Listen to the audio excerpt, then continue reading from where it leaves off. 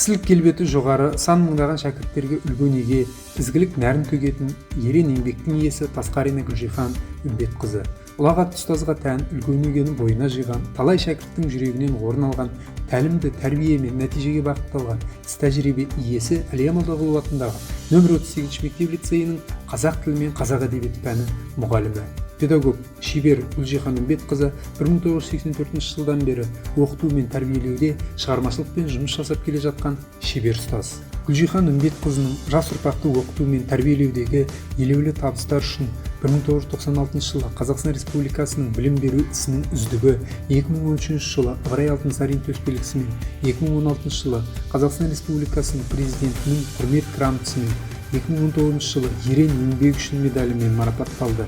2019 жылы Батыс Қазақстан облысының құрметті ұстазы марапатына ие болды. Қазақ тілі мен әдебиет пәнін меңгеруде мұғалім республикаға танымал әдіскер ғалымдар Айтқалиев, Қараев, Бәтібаева, Жанпейісовалардың әдісін, сондай-ақ табысты оқыту мен саралап оқыту барысында өзге шығармашылықпен ізденіп, әдістемелік зертханасын қалыптастырған тұлға. Ұстаздың үздіксіз шығармашылық еңбегінің нәтижесі оқушыларының республикалық, облыстық пән олимпиадаларының жетістіктері болып табылады.